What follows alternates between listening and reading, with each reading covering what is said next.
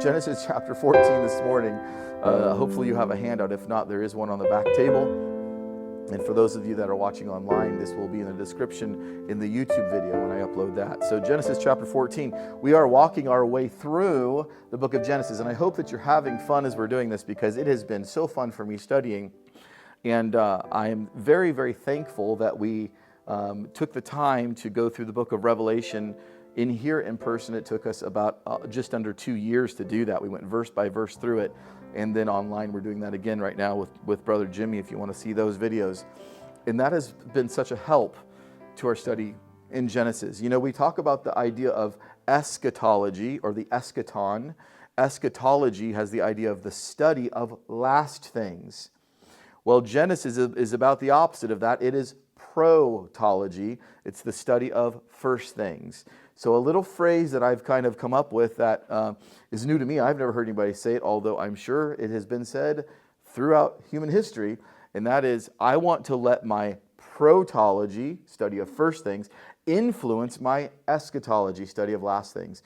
And once you get that correct and you understand the typology, Revelation in a lot of ways should interpret itself, because remember, that's pointing back to the other things you've already learned, and that's how you interpret it. So now that we have that under our belt, we kind of did it the opposite way, but now that we've done it, Genesis is a lot of fun, and I'm understanding a lot of things I've never seen before. We're in Genesis chapter 14, and I will tell you as you look at your handout. Let me do a quick recap. Okay, so here's the simplified outline. I have a red arrow, just like, remember in the mall, when you go to the mall, it says, you are here. Okay, you are here. We're in the adventures of Abraham in our studies right now, and we have just real simple to get it into your head, so we'll do this quickly. But we'll recap these things. The creation is chapters 1 and 2. The flood is 3 through 5. Noah's flood is 6 through 9. And with the Tower of Babel, we've placed at 10 and 11. Now, these aren't precise. This is a simplified outline. You say, I thought there was genealogies in 10. There are. But we're trying to put major themes together here. Then you see a line there. Anybody want to say why that line is there? We're really dividing. You're going to start, we're going to do this so much, you're going to go, oh, I got it, I know. The line is there because of, remember the marker. The chapters 1 through 11 are the first 2,000 years of human history. So believe it or not, this line represents the halfway point of the Old Testament as far as time goes. Chapters 1 through 11 contains 2,000 years, and the rest of it is just 600. I'll show you that on the next slide. We are right here in number 5, Abraham. Chapters 12 through 23, we'll get to Isaac, Jacob, and yes, Joseph has gotten corrected, so his name is not Jespa anymore. It is actually Joseph, so you're welcome. The next slide here just gives you that same idea, but in blocks. Genesis 1 through 11 is the first 2,000 years. The rest of Genesis is 600, and then from Moses all the way to Jesus is 1,400 years. We see the cross there, and then believe it or not, the rest of the whole Bible is basically only about 40 years. Will be generous, including Jesus' birth and the destruction of the temple. We'll count both of those and get it to the highest possible number at 70, but for the most part, it's only 40 years. So Old Testament, 4,000 years. New Testament, 40 years. New Testament is 1/100th of the time of the Old Testament. I hear people say all the time, why is the Lord so mean and angry and vengeful in the Old Testament, and he's so gracious and loving and kind in the New Testament? We see two different gods. No, you don't. It's the exact same God. The 4,000 years is the highlight of the highlight of the highlight of the highlights of all the judgments that happened, and he's reminding you of some of those. There's also a lot of gracious moments. But let's go to the New Testament for a moment. Remember the story of Ananias and Sapphira? So now we have only 40 years to choose from, and we are seeing people drop dead because they they lied on their offering envelope and said they sold the property and gave all the money to the church, and they didn't. They wanted to look good. And Peter came up and said, do we have an accounting error here? And they said, what do you mean? We gave everything to the church, you know? And the husband drops over. And the wife goes, what happened to my husband? And Peter said, well, see those guys that are carrying him out right now? They're about to come back and carry you out too, because you guys are a bunch of liars before the Lord. And she goes, oh, really? And she falls over and they carry her out. That's in the New Testament. So there's not two different systems here. You have grace in the old and grace in the new, and you have judgment in the old and judgment in the new. The issue is we don't see the time. 4,000 years versus 40 years, okay? So now in our journeys of Abraham, we have now discussed that Abram has now gone all the way down. Let me go over here a little bit and kind of explain this. So now we have that Abram has gone all the way down into Egypt. Now remember, that's the story of when we were talking about him saying, hey, just say that you're my wife. Remember that story? Or say that you're my sister. And it was a half-truth, right? It was a half-truth. And so she does, and then Pharaoh gets the plagues, and then Pharaoh says, why did you do this to me? Why didn't you just be honest with me? And they hightail it out of there. And then remember, they camp between Bethel and, it's not on this map. Anybody remember where it was? Bethel, and there's one other city, remember? You said it, Ai. Anybody remember what Bethel means? House of God. The first part, Bet, means house. That's the second letter of the Hebrew alphabet. So you have Aleph, and then Bet is the second letter. And that Bet means house in Hebrew. And so Bethlehem, we say Bethlehem. And in this case, Bet-El. El is the prefix that just means God. So Elohim, you hear that L right there. And once you see it, you're going to see it a lot. Samuel. You're going to start seeing that L all the time in the Old Testament once you pick up on it. So this is Bet-El, house of God. And then they camped between Bethel and Ai. And Ai, anybody remember what that means? It means something like heap of ruins. So they're camping between house of God and heap of ruins, and it's time to make a decision. So it's the place of decision between house of God and heap of ruins. So Abram lets Lot, his nephew, make the decision, and Lot chooses heap of ruins, which is, at this point, beautiful to look at. He takes the Jordan River Valley, and he looks over, and he chooses the Jordan River Valley. This is kind of what happened in that lesson. So they're up over here between Bethel and Ai, and Lot looks over, and he sees over through the Jordan River Valley. This is all beautiful. This is Sodom and Gomorrah here, but it's all well watered and beautiful. That Jordan River Valley is keeping it all beautiful. And there's a little time, and I always kind of say it this way, Moses, our editor of the Pentateuch, by the way, Penta, 5, Tuch means scroll. It's actually means the idea of scrolls is the second half of Pentateuch. So we say Pentateuch, it's the 5 scrolls or 5 books. But anyway, so as Moses is writing this thing, he whispers in our ear sometimes. And what I mean by that is, he will say things we're not supposed to know in the story yet, but because he's later in time, remember our block there where Moses comes on the scene. You know, Moses comes on the scene here in Exodus. So this has already happened in his past. So as he's writing this, he whispers in our ear sometimes. One of the things he does in that passage, if you remember, he puts in parentheses and he says, this is before Sodom was destroyed, before the Lord destroyed Sodom. And then he says it was likened unto the garden of God. So when Lot was looking over here, when Lot's standing here and he's looking over, this all is resembling like paradise, the Garden of Eden. It's beautiful. So where do we have our story today? Well, in our story today, I have chosen to summarize verses 1 through 9. You say, why? Well, you can read it on your own and you'll find out why I summarized it. Because you say all those names, all those long names, you're going to say them several times. And I decided I'm going to just kind of summarize it because I think it's easier for it to follow. Basically, here's what's going on. After Abram leaves Lot in our story, boy, this morning's like a movie. It's so crazy. So Abram leaves his uncle, Lot leaves his uncle Abram, and he goes across to the east and starts going down by that Jordan River Valley. And he integrates, the Bible says, as far as Sodom. So he starts going east, then he goes south, and he settles in Sodom. It's beautiful. Now, here's what happens. This is the story of 9 kings this morning in Genesis 14. There's 4 kings in the north, and there's 5 kings in the south. Here's what's basically going on. These 4 kings over here, Kedor Laomer is the king of Elam. Now, I don't want to get too deep in this because it'll just get too many details. But Elam is one of the sons of Shem. So Shem may have founded this city of Elam, and that may have put them somewhere in the Shemite family. I don't know. But basically, this is the head honcho in this story. He's top dog. Okay, he's kind of like the guy that's running the show, and these are kind of all the people that are supporting him. That's the main guy right there. Kedor Laomer. So do you hear the very end of his name, Omer? You remember that's like a measurement of an omer of barley, an omer of, remember that omer? That's the same word. It means sheaves. It's basically saying he's handful of sheaves is his name, basically is what that means, just as a side note there. So basically, this is a guy who's a king from the north. I'm going to show you a map in a second. And he kind of runs this area. For 12 years, it all went well. On year 13, these guys over here did not want to be under his authority anymore.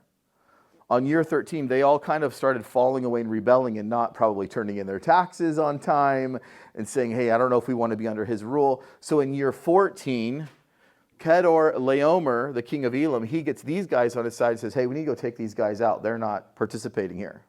So he has now a war, and it's the first war recorded in the Bible here. So he goes over with his crew and goes over and fights these guys near the Jordan River Valley. He wins. He wins. And he takes with him all of their goods and some people. Okay, so you say, why are we learning this? I don't understand. How does this fit in with the story of Abraham? Well, one of the people he took was Lot. So Lot becomes a prisoner of war. And Lot's removed from Sodom.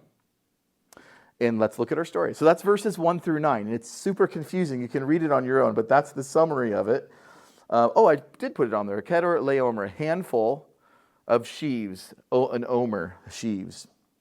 So that's the summary of verses 1 through 9. It's a very confusing passage, but I wanted to just say it that way.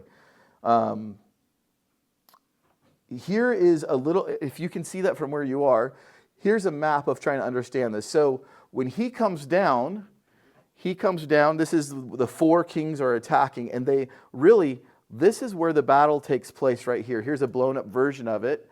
And so you can see where Sodom and Gomorrah are. So in our previous slide, when Lot looked over the Jordan River Valley and he looked over and saw Sodom, so he settles here, and that's where the war takes place.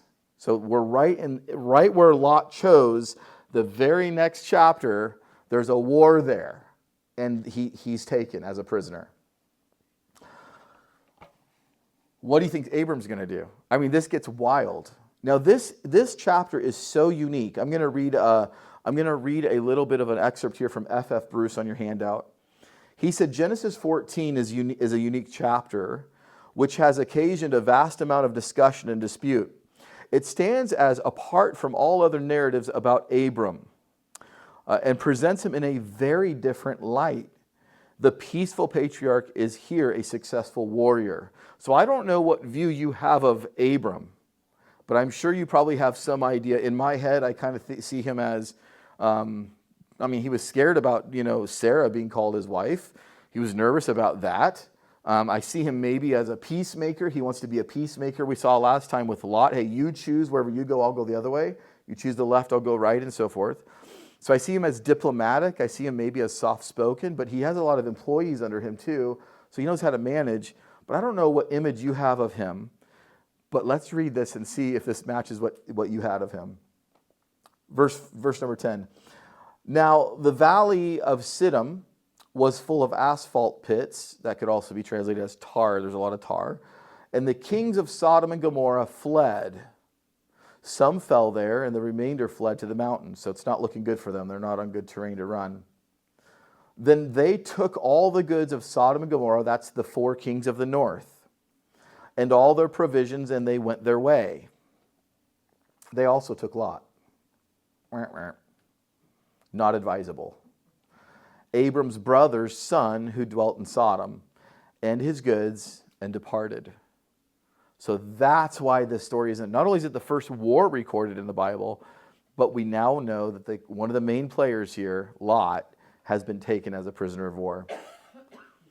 But, and this is where the movie gets good. This is where I can kind of see the plot, of the movie.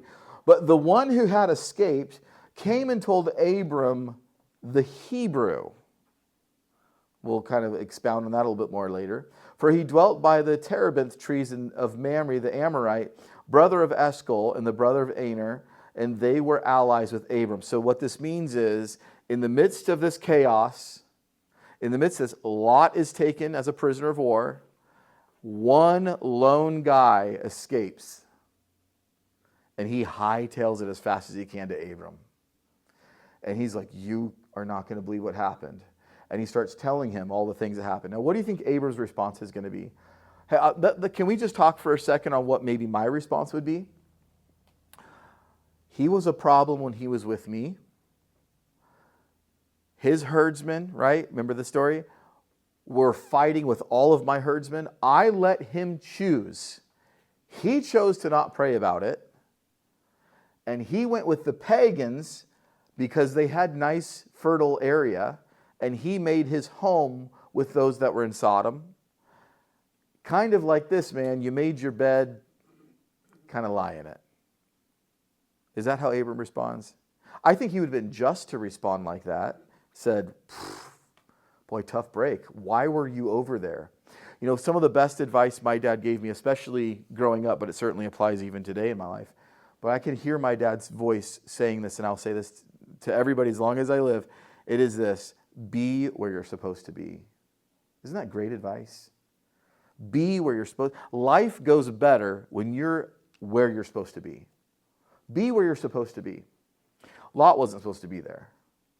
Lot shouldn't have been there and made his home among the pagans when the blessings of God covenantally were flowing through Abram. So this is what I would say to any teenager. Be where you're supposed to be in the heart. Can you imagine as a teenager the heartache you would have avoided if you were just where you were supposed to be? I told my kids this when they were growing up.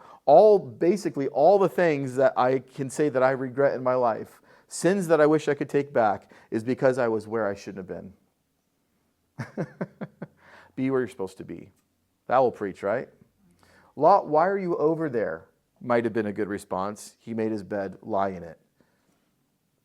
Maybe this is another way. This is another thing to say. Your lack of planning does not constitute an emergency on my part. You ever said that to somebody? Somebody will procrastinate, make a bad decision because they're crunched for time and they haven't done what they're supposed to do. And they come to you and they go, fix this mess. Fix this chaos. I'm supposed to be there right now. Oh. And you go, well, wait a second. Did you not have a week to figure this out? I have my own things I'm doing on time. You know, and your lack of planning does not constitute an emergency on my part. Abram could have said that. But the plot thickens. Here's what he says. When Abram heard that his brother was taken captive, notice that brother, we've heard them say that before. This is talking about family. Obviously, this is his nephew. The Bible uses a couple of terms generically. It'll help us to know this as we go through our study. Brothers used generically, meaning family line. Also, father is used in a very generic sense, isn't it? It might mean it's your great-great-great-great-great-great-grandfather. You may say, our father David or our father Abraham, but you might be 10 generations removed. In this case, he says the word brother, but this is actually somebody who's representing his brother who has Haran, his brother Haran's son. Okay, so he says, I heard, now when Abram heard that his brother was taken captive, I love this so much. He armed 318 Navy SEALs. He armed 318 Green Berets. How do you want to say that? 318 trained servants, the best of the best, who were born in his own house. I can trust these men. This is the best of the best. We're sending in our SEALs, and I know that they're faithful to the mission. And you know what? It says they were born in his own house, and Moses doesn't even mess around. He says, comma, and went in pursuit as far as Dan. Well, that's northern Israel. So in one verse, Abram heard about it. He got 318 of the baddest dudes he could find in his family he could trust, and then in the same verse, and pursued them to northern Israel. Can I say it this way? It's on. It's on. Now, he's taken on 4 kings of the north. He don't care. He's got God on his side. Right? So this is going to get interesting. So again, let's remember, so the battle took place here, and then the 4 kings, then they hightail it out of there. They start going back home. They're going, oh, yep, we won the war. Let's go home. here's where Abram is. He hears the news. That one escapee ran from over here somewhere and told Abraham. The red line there is Abram. So Abram starts going all the way to Dan to fight these guys. All right. Now this is brilliant. The Bible says this. This is what we would call today guerrilla warfare. You ever heard that term, guerrilla warfare? Guerrilla warfare is about as opposite as, you ever watch these movies on the Civil War and you shake your head because you have a line of people and they're all standing up like this and they're all taking turns shooting each other? And you're like, oh, is this the best idea we had? And these guys are, I fix bayonets. And these guys are going, I hope they miss me. And then nobody's going like this. I would have been the guy just like, down and give me 50. Because I've been going, are you kidding me? We're not allowed to dodge, and then they shoot. And whoever falls over, drag them out of here. And we all scoot next to each other again, take the dead people out. And now we shoot you. That's the opposite of guerrilla warfare. Guerrilla warfare is, I'm going to, by any means, win, even if it's that we split up and duck behind a tree and get really creative at night. That's what Abram did. He took these 318 guys, it says, and he divided his forces against them by night. Already getting pretty creative. And he and his servants attacked them and pursued them as far as Hobah, which is the north of Damascus. So he's not messing around. They're splitting up. Okay, you three go this way. They're actually thinking through things. You go hide behind that rock. You guys make some noise. We'll take them out. Let's move on. They're just going through and skillfully and tactfully taking people out. Again, you can see they said even north of Damascus. So now at this point of our story, here's Dan, and Damascus is all the way at the very top. At the top of the red line is Damascus. So a lot just happened because here's verse 16. So, you're like, how does this story end? They pursued him to Damascus, they're hiding behind rocks, and then what? And Moses goes, so he brought back all the goods. What? Did we just skip anything in this story? I mean, between verses 15 and 16, so he pursues them as far as north of Damascus, and what happens? Well, he brings back all the goods. So he won. Moses is just assuming that this is going to happen. And he just says, and here's the end of the story. He brings back all of the spoils of war. So those guys that went and took and plundered the areas of Sodom and Gomorrah and all that area, Abram goes and gets all their stuff back. And also brought back his brother Lot. And his goods. And as well, the women and the people. So he brings back all the captives, all the stuff, gets Lot. Is this the picture you had of Abraham? I mean, this is Rambo. No, this doesn't seem like Abraham. And it's the only chapter we see him like this. It's very, very interesting. And I'll give you some thoughts on this as we move forward. So he's coming back. So now, as they're coming back and they have all the goods and all the spoils, remember Sodom is in the south, so they're all the way in the north of Damascus. Now they're making their way back home. So the king of Sodom hears about this, and he goes out to meet him in the valley of Sheva, which is the king's valley. This is basically where the war happened. After his return from the defeat of Kedorlaomer and the kings who were with him. So that confederacy of the 4 northern kings, Abram defeats all of them with his 318, gets all his stuff back. And the king of Sodom's like, could we talk? Wow. You guys defeated them? By the way, let me just say this as some considerations of verses 1 through 17. Just keep in mind as we're going through the story, this all happened prior to the Lord destroying Sodom and Gomorrah. So just remember to keep that in your timeline. We haven't got that to that point in the story yet. The king of Sodom and the king of Gomorrah had a front row seat to seeing God work through Abraham. So let's talk about some theological significance here. So Abram is worshiping the God of creation, the true God, not one of the pagan gods, but he's worshiping Yahweh. And he's giving credit to him. The king of Sodom and Gomorrah, both of them, they had the ability to see this firsthand. That these 4 kings of the north defeated them. This one guy went and reversed everything.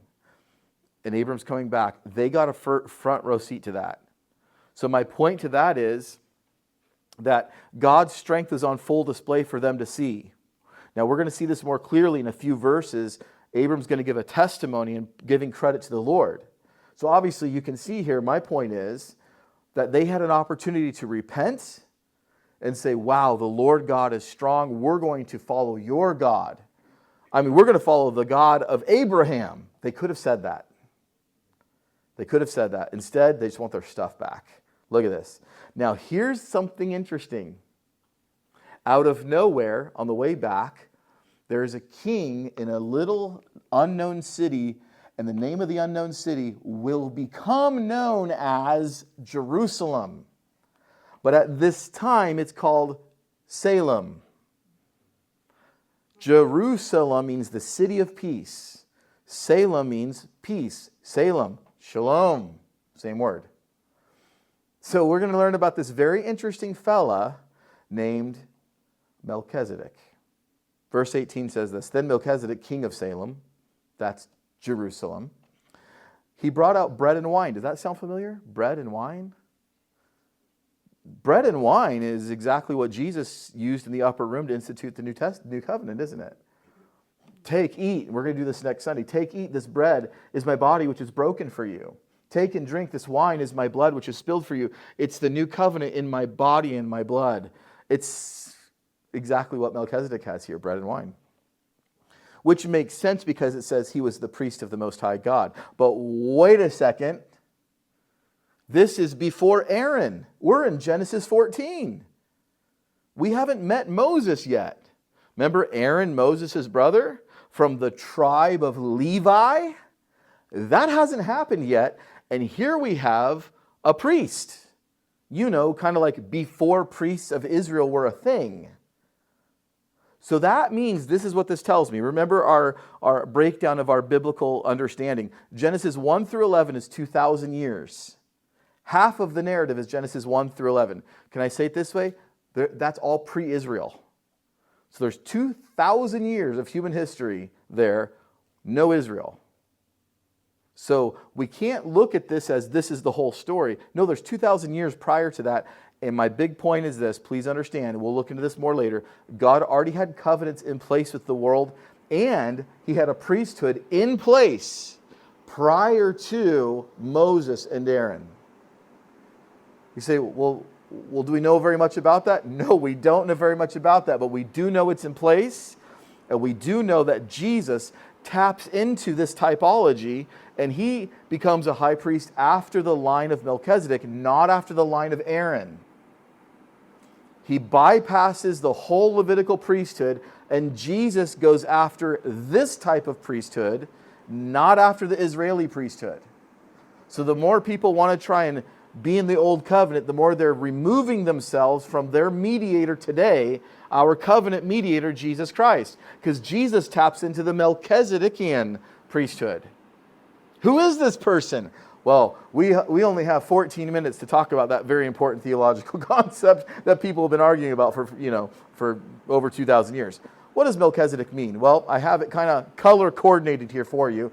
Melech is the Hebrew word for king. And Zadok is the Hebrew word for righteousness.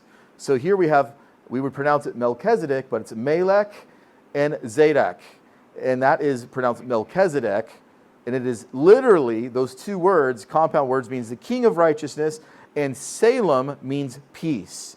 So he's the king of peace, and he's the king of righteousness, which is to say, he is the one in charge of Jerusalem.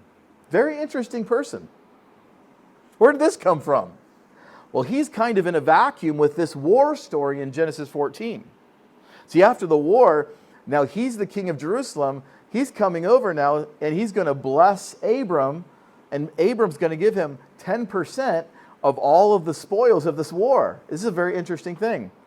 So Melchizedek comes to Abram, and it says, and he blessed him, and he said, blessed be Abram, of God Most High, possessor of heaven and earth, and blessed be God Most High, who has delivered your enemies into your hand.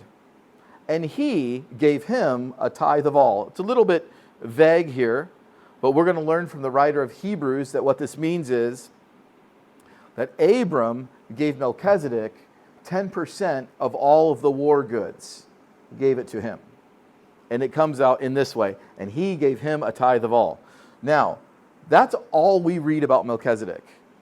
And maybe you would have forgotten about him had it not been for the writer of Hebrews. So I don't have this on the screen, I don't think. No, I do not. So please go in your Bibles, if you would, to Hebrews 7. And we're going to, goodness gracious, does that clock go and fast forward when we're up here or what? I got so much I want to tell you. Hebrews chapter 7. So the question is this: who is Melchizedek? And this has been the point of controversy for many, many moons. I'll give you the two options that are the two basic options. Here's your first option. Perhaps he was a very unique figure and he was a type of Christ. That's option number one. Or option two, he was a pre-Bethlehem appearance of Christ. And that is probably the popular view today. And that is called a Christophany. You see the word Christ in there? And the last part of that just basically means revealing or appearance. So it's a pre-Bethlehem appearance of Christ before he was born. And we'd call that a Christ appearance or a Christophany. Which one is correct? Well, I don't know. I can tell you what I think, and I'm going to tell you in just a second. But there's points on both sides. And in fact, if you look at your handout here, I have actually put in a box here arguments for both sides. So you can actually look at that. You know, when you're here at True Grace Church, we want you to be educated, not indoctrinated, right? So we want you to hear both sides, and you can kind of pray and ask the Lord for guidance. But I will say this: if it's this confusing, I would say that your salvation doesn't depend on it, and people that are scholarly people disagree on this issue, okay? But let's go to Hebrews 7 in your Bibles, and let's go ahead and look through this. Verse number 1 says this: "For this Melchizedek, king of Salem, priest of the Most High God, who met Abraham returning from the slaughter of the kings and blessed him." So now, doesn't that all make sense to you now? Isn't that cool? I mean, you know, you came in here and that might have been a confusing verse. You read it, you're like, that's Genesis 14. Isn't that great? I love that. So yeah, it's worth coming. It's worth the price of admission. Verse 2, "To whom also Abraham gave a tenth part of all, first being translated King of Righteousness." Oh, we already knew that one, didn't we? His name was King of Righteousness. And then also King of Salem, meaning King of Peace. So now the writer of Hebrews is making the case that I was saying earlier. And so he said, but he adds this. He says, "Without father, without mother, without genealogy, having neither beginning of days nor end of life, but made like the Son of God, remains a priest continually. Now consider how great this man was, to whom even the patriarch Abraham gave a tenth of the spoils." That's how we know what the tenth is he's giving. "And indeed those who are of the sons of Levi, who receive the priesthood, have a commandment to receive tithes of the people according to the law, that is, from their brethren, though they have come from the loins of Abraham. But he whose genealogy is not derived from them received tithes from Abraham, and blessed him who had the promises. Now beyond all contradiction, the lesser is blessed by the better. Here mortal men receive tithes, but there he receives them, of whom it is witness that he lives." Verse 9, "Even Levi, who receives tithes, paid tithes through Abraham, so to speak, for he was still in the loins of his father when Melchizedek met him." So his point is that Melchizedek is this great figure that Abraham was carrying the line of Aaron at the time, and he gave tithes to somebody else. Later in the story, we're going to find out that the tribe of Levi comes through the line of Abraham, and they're going to come up with the sacrificial system and the Levitical priesthood system, and they're going to require tithes of other people. So obviously, this means that the greater is the one that's receiving the blessing. So it's a long way of saying Melchizedek is amazing. Consider how great this man was. Now, who is he? All right.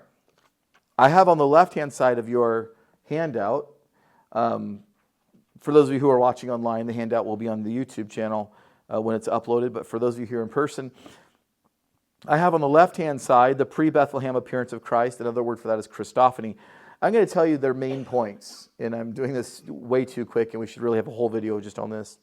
The main points are, he's the King of Peace, so is Jesus. Sounds like a ringer so far. Also, I mean, we just read it. It says he's without genealogy. It says he has neither beginning of days nor end of life. Well, that doesn't sound like a regular person. So that's a huge check mark in favor of, it sounds like it's probably God in flesh. Another one, a huge point for them, is in verse 4. It says that he is a priest continually. And it kind of sounds like in Hebrews that the author's making the point that Melchizedek is still a high priest. He's a priest continually. So that sounds like he's still alive. Also, in point number 5 is, he also says to consider, in verse number 4, how great this man was. Now, the context of Hebrews is Christ is greater than the angels. Christ is greater than Moses. Christ is greater than Aaron. And now we get to this part of the story, and the author is saying, consider how great this man was. So it would kind of fall in line with the order of things to say, this sounds like Christ. Okay? So that's the points 4. That's the argument 4. I tend to believe that it's probably a type of Christ. And I'll tell you why in the next couple minutes here. Number 1, remember when we said he's the King of Peace? Well, in my perspective, so I'm going to give you a counterpoint to what I just said, basically. Now, here's the counterpoint. He was the king of a place called Salem. Salem is what means peace. It doesn't necessarily say in the passage that this was the arbiter of peace. Jesus is the arbiter of peace. He is the king of the concept of peace. This is the guy in charge of a place called Salem. So I think those are not apples to apples. Jesus is the arbiter of peace. Melchizedek was the king of a place called Salem. And yes, that's translated king of peace, but you don't automatically in your mind go, oh, okay, so Melchizedek came up with the idea of peace and he gives peace to whom he will. That's not an apples to apples idea. Number 2, when it says without genealogy, I would contend on that this means that his genealogies were not recorded. So when it says without genealogies are a record-keeping system. And remember, and those of you who have looked on the back table and you've seen our green book that folds out and folds out, you'll notice that the genealogies that are kept, they all have to do with the redemption of mankind. So we're following the genealogies of Jesus. And we're doing that from Adam all the way until we see Joseph. And we're following that bloodline. But Melchizedek is not part of that. And so he's without genealogy. That would be a way of saying he's without genealogy.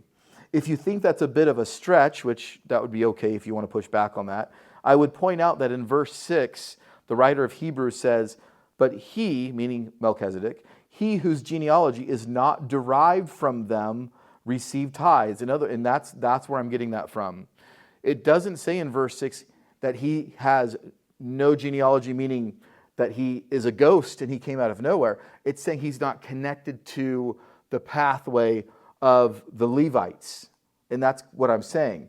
If there's somebody that's outside of the line of Christ, they're not recorded in the Bible. So the writer of Hebrews is saying, we don't have his genealogy. We don't have it. So he's without genealogy. It doesn't mean he just showed up and appeared. And so when it says without father, without mother, without beginning of days or end of life, that just simply means the record system is empty for him. We don't know who this guy is. He's not connected to this system. And so verse 6 sounds like to me that he does have a genealogy, but he's not connected to the Abrahamic line. Also, you'll notice the 5th point of 4, a Christophany. My counterpoint to this is very simple. It says, consider how great this man was. So Melchizedek is a man. He's not an angel. He's not some form of hybrid. He was a man, and that word means human. He's a descendant of Adam. So now you have to understand, okay, did the birth of Christ mean anything? Or was Jesus already born somewhere? In other words, was God in the flesh somewhere before Bethlehem, or was Bethlehem the first time? Well, let's turn in our Bibles to John chapter 1. And I would tell you that I think Melchizedek was a man, but I do not think he was a pre-Bethlehem appearance of Christ, because I think the birth of Christ mattered, and I'm not saying those that would disagree with me would say it didn't matter. What I mean by that was, I don't think Jesus existed as we know him until he was born. Don't throw me out yet. There's more to that statement. He existed eternally as the Word, but the Word became flesh. Okay, so don't throw eggs at me until I explain this whole thing. All right, so, well, those are expensive. You might throw something else now. Don't, protect your eggs right now. John 1:1, in the beginning was the Word, and the Word was with God, and the Word was God. Now, look at verse 14. And the Word became flesh and dwelt among us. This is talking about the birth of Jesus. So you say, how does this whole Trinity thing work? You say, Ken, are you a Trinitarian? Yes, I guess if that's a shortcut way of saying it. I believe that the Son eternally existed in the person of the Word. So in Genesis 1, you see God, there's only one God, and you see him creating things by his Word. Let there be, and it was so. So the creative mechanism for God was his words. Let there be, and it was so. And then one day his words become flesh. So what created everything? His words. So we can say properly, Paul says in Colossians, that by Jesus all things consist, because it was the Word that became flesh and dwelt among us. To make Melchizedek a pre-Bethlehem appearance of Jesus and calling him a man would mean that there was flesh put on the Word prior to the birth of Jesus. And I think theologically there's a lot of problems with that. Because, like I said, the birth of Jesus mattered, and we needed Jesus to be born for the Word to put on flesh. If it happened prior to this, you have a big theological problem. Also, let me show you one other passage in Hebrews chapter 10. Hebrews chapter 10. We were just in Hebrews a moment ago. Hebrews chapter 10. And we'll wrap this up. I know there's a lot of information today. Hebrews 10 and verses 5 through 7. The writer of Hebrews is quoting here in the book of Psalms, but we'll just read this. Hebrews 10, 5 through 7. Therefore, when he came into the world, he said, and here's the quote, sacrifice and offering you did not desire. Look at this. But a body you have prepared for me.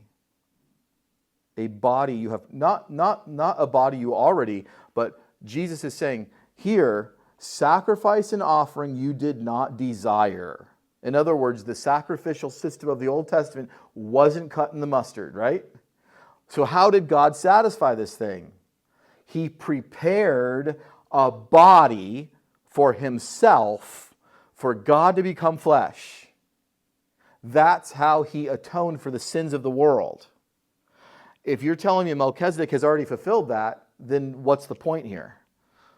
And so I think that the strong point that I have is that in time and in space, God became a man and became flesh and dwelt among us. I think that matters. It's significant. It had never happened before. So to make Melchizedek that, I think, is a problem theologically. Okay, but that's just where I'm at. So I think Melchizedek is a very interesting type of Christ, and it is a figurehead that Jesus falls in line with apart from the nation of Israel, and he does a priesthood. So I think Melchizedek, in a sense, is continually a priesthood because Jesus is alive forevermore. And so that system is going still because of Jesus is after that. That's my take on it. As we've said before, you make the call. Now, I have in your handout also, let's finish this story real quick so we can get going. Now, the king of Sodom said to Abram, give me the persons. This is after the Melchizedek instance. We're back in Genesis 14. The king of Sodom said to Abram, give me the persons and take the goods for yourself. He's like, give me just the people back. Give me the prisoners of war back. You can keep all the stuff. King of Sodom saying this. In about 5 chapters, 4 chapters, this is going to be we're going to remember this in about 4 or 5 chapters and go, they should have turned to God. This is their opportunity. You see it? But Abram said to the king of Sodom. Now here's earlier when I said this will be clear in verses 22 and 23. Abram said to the king of Sodom, I have raised my hand to the Lord, Yahweh, all caps. That's that Hebrew word, that covenantal word. God Most High, the possessor of heaven and earth. In other words, not like your pagan gods. This is the one who controls heaven and earth. I have made an oath. I've raised my hand. I've made a promise, an oath. Here's what the oath is. I will take nothing from a thread to a sandal strap, that I will not take anything that is yours. I don't want your stuff. You get the people back and all your stuff. I don't want one thread. Why would he have that attitude? Lest you, king of Sodom, should say, I have made Abram rich. You can have all your stuff back. Because I don't want you to have any place in my life to go and tell anybody that you helped me, because God is blessing me, and I don't want you to take credit for anything. This battle belongs to the Lord. My victory belongs to the Lord, and I don't want you to tarnish the testimony that I have that God is the true God. I'm not mixing it with pagan gods. Verse 24, except only what the young men have eaten. That's how I feel in my household with my budget sometimes. You know, where'd the money go? I don't know. It's got eaten, you know. Drew's a growing boy. Okay, anyways, that's the point there. And the portion of the men who went with me, and he mentions these places, Aner, Eshcol, and Mamre, let them take their portion. He's like, hey, I'll be honest with you. Some of the stuff's already gotten eaten, so we're going to keep that if that's okay. Okay. And then these guys that came with me, these 318 guys, they're going to get their stuff back. But other than that, I don't want any of your stuff. So this is very interesting. What a testimony to the king of Sodom. I have in your handout that this very middle section here. It says, this is the first war recorded in the Bible, but why? How does this fit in with the overall biblical story? Let me read these 4 things for you, and we're going to be done. Number 1, it involves the region of Israel, first of all. So we're going to build upon our knowledge here as we grow in this story, including the surrounding nations like Babylon and Sodom and Gomorrah. Babylon to the north and Sodom and Gomorrah just to the east there. So that's why. It involves that section. Number 2 reason it's included in our story is it involves Lot, and therefore it involves Abram. And therefore it's in the line of Jesus. So we need to know these things because it's in the line of Jesus. Number 3 I put in your handout, because it shows the mercy of God to Sodom and Gomorrah. So if you're having a conversation with somebody and they say, don't you think God was awfully harsh to Sodom and Gomorrah? I mean, it was just because, can't love win? All the things today. And say, well, let me take you back to a lesser known story than Sodom and Gomorrah in Genesis 18, 19, 20. Let me take you to Genesis 14 and let me show you God's mercy to them that they rejected. And look at the testimony of Abraham in verses 21 through 22.